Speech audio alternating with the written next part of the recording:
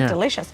Well, the first ad from the Indigenous Voice to Parliament No campaign has been slammed. The video features newly appointed Shadow Indigenous Affairs Minister Jacinta Price talking about growing up in Alice Springs. But the Northern Territory Central Land Council says the Senator's approach is divisive and not helpful. Joining us now to discuss, Masters of Spin, marketing experts Dee Madigan and Matthew Bywater. Morning to you both. Dee, what's your interpretation of this? Well, it's a 2-minute long video. Firstly, no one's going to watch it. But yeah, the Land Council has rightly said she doesn't represent remote communities, the vast majority of whom support a yes vote. So.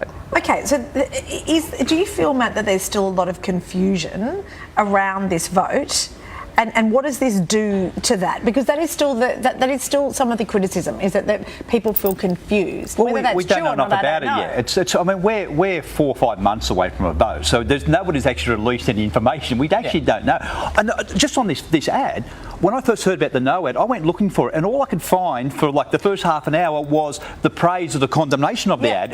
It took me a long time to actually find the actual ad. I think the ad's fine. I don't think it's a great communication speech. I think it's a very nice, it's a puff piece. Yeah.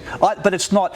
It's a very small cog in the wheel, to what they want to do. In the 2 minutes, I still am not clear on why she was for the no campaign, other than her feeling as if her family's a family of humans. Yeah. She calls it, rather than dividing between the lines. I still wasn't clear why. I think they're trying to humanise her in that ad, because what's going to happen is if you're on the no side of the vote, you're going to be vilified as a racist. And what they're trying to say is, hey, I'm an Aboriginal person. I'm a human, I have children, I have a husband, that sort of thing. So it's a humanisation. I think the strategy's not great. It's the group behind it, they're calling themselves Fair Australia, but they're actually Advance Australia, and they started doing Tony Abbott's campaign for his seat. They've run a string of failed campaigns, and I'm hoping they do another failed campaign. So you think should we stop the vote?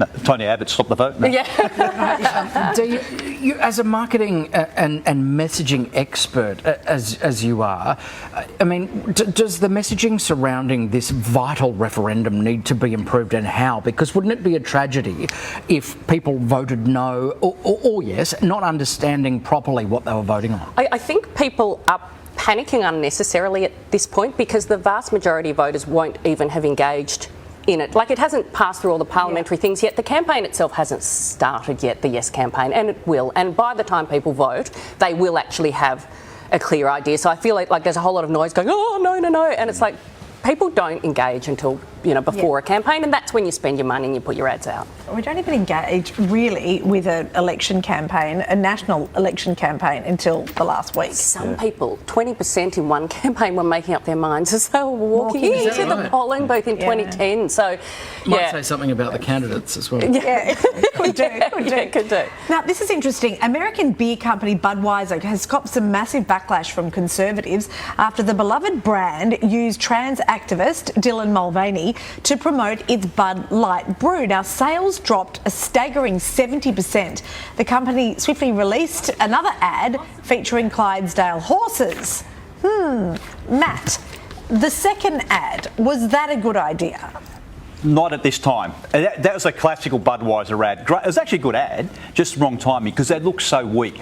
They went the trans thing, they should have backed it, or just given it some time if they weren't going to reback. But as soon as they backtracked to be that all-American Clydesdale, they have the Freedom Towers there and all that sort of stuff, it just looks absolutely weak, clueless management. And when you got the CEO coming out, we're going to go do a country tour and go to listen to people and what they say. People don't believe when politicians say it, they're not going to believe when a CEO says it. Dee, in response, we saw an ultra-conservative group launch its own beer. No one's going to drink. No one's going to drink that. It'll taste like the tears of angry white men. But look, you know what? These things, they always go, I'm not going to drink that beer. Remember, they were going to burn their Nikes because Nike supported the kneeling athletes. They liked wearing Nikes and they liked the taste of Budweiser. And also Coon cheese. Remember when it changed to cheese? The sales, they dropped a tiny bit. Do you know the sales came out last week?